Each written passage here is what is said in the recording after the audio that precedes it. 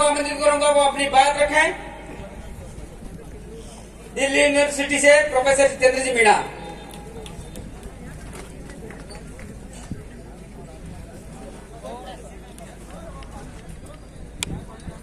आदिवासी प्रेरणा स्थल पर पधारे हुए मेरे तमाम साथियों को, मेरे बुजुर्गों को, माता और बहनों को मेरा हूल जोहार।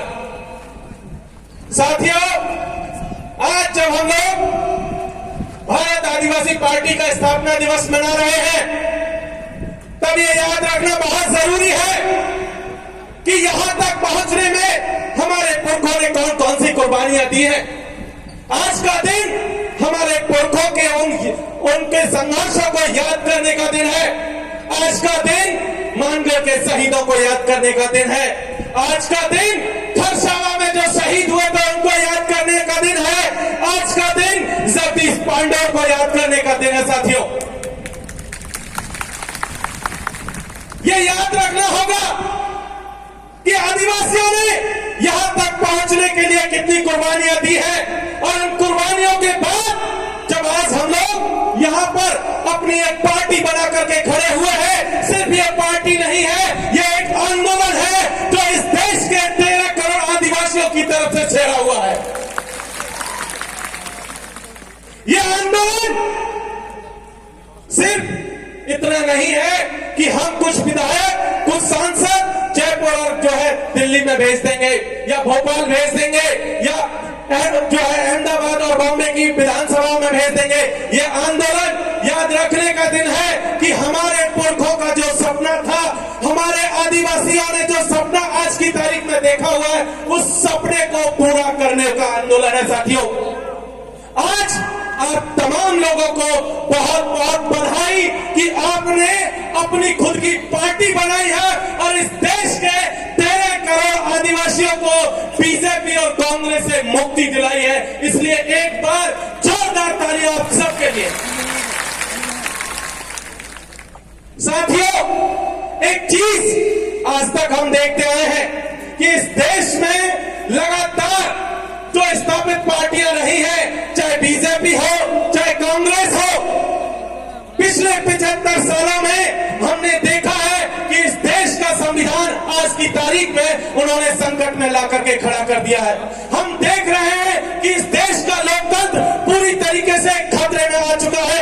आज की तारीख में हमने देखा है कि किस तरीके से लगातार इस देश के नाम के साथ भी छेड़खानी हो रही है। जब हमने एक पार्टी बनाई है तो ये याद रखने की जरूरत है कि ये पार्टी इस देश के संविधान को भी बचाएगी, ये पार्टी इस देश के लोकतंत्र को भी बचाएगी। एक और चीज जो याद रखने की जरूरत है साथियों, पिछले 75 सालों में इस देश के आदिवासियों का भविष्य दिल्ली, जयपुर, बॉम्बे, भोपाल, रांची के एसी कमरों में बैठे हुए लोग बनाते रहे हैं। अब ये नहीं चलेगा। अब आदिवासी जाजम तय करेगी दिल्ली और जयपुर का भविष्य क्या होगा। ये यहां से बैठ करके हम लोग तय करेंगे कि दिल्ली में राजनीति कौन सी होगी। हम लोग तय करेंगे जयपुर के भीतर विधानसभा में राजनीति कैसी होगी। हम लोग तय करेंगे कि भोपाल की विधानसभा के भीतर की राजनीति कैसी होगी। ये यहां से हमें सुनिश्चित करना है साथियों कि ये जो पूरी की पूरी लड़ाई है, इस देश के 14 करोड़ आदिवासियों को बचाने की लड़ाई है, इस देश के अल्पसंख्यकों को बचाने की लड़ाई है, इस देश के दलितों के सम्मान को बचाने की लड़ाई है, इस देश के पिछड़ों को हिस्सेदारी दिलाने की भी लड़ाई है। क्योंकि ये लड़ाई इस देश के तमाम शोषितों, वंचितों, पीड़ितों, आदिवासियों, दलितों, उन सब की लड़ाई है जिन्हें कांग्रेस और बीजेपी ने धोखा दिया है। हमें एक चीज याद रखनी है साथियों कि आज की तारीख में हम लगातार देखते आ रहे हैं कि हमारे साथी, बहुत सारे साथी आज हमारे साथ में शामिल है। यहाँ पंडाल में है, पंडाल के बाहर लाखों की तादाद में आप देखिए, पीछे एक बहुत दूर एक टंकी है, वहां पर भी लोग बैठे हुए हैं। इधर देखेंगे तो आपको देखेंगे कि दूर दूर तक हमारे साथी हैं, पीछे भी देखेंगे तो जगह नहीं है बैठने के लिए। लेकिन तब भी एक चीज यहां से कह देनी है हम लोगों को, जो लोग अभी भी कांग्रेस और बीजेपी के लिए दरी पट्टियां बिछा रहे हैं, उनके लिए जो है उनका सामान ढोने का काम कर रहे हैं, झंडा डंडा ढोने का काम कर रहे हैं, उन सबको यहां से एक बात कह देनी चाहते हैं साथियों कि हम देश बचाने निकले हैं, आओ हमारे साथ चलो। हम आदिवासी बचाने निकले हैं, आओ हमारे साथ चलो। हम संविधान बचाने निकले हैं, आओ हमारे साथ चलो। लोकतंत्र बचाने निकले हैं, आओ हमारे साथ चलो।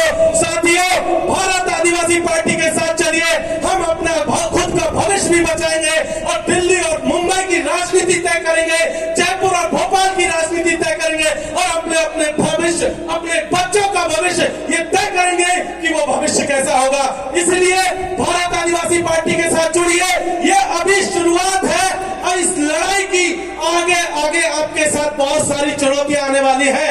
जो साथी यहाँ नहीं है, जो दूर है, उनसे भी कहिए कि चलते घर को देखने वालों, फूस का छप्पर आपका है, आपके पीछे तेज हवा है, आगे मुकद्दर आपका है। और उसके कत्ल पर मैं चुप था और मेरे कत्ल पर तुम चुप हो, इसके बाद अगला नंबर आपका है। इसलिए साथियों, भारत आदिवासी पार्टी के साथ आइए और इस देश को बचाइए।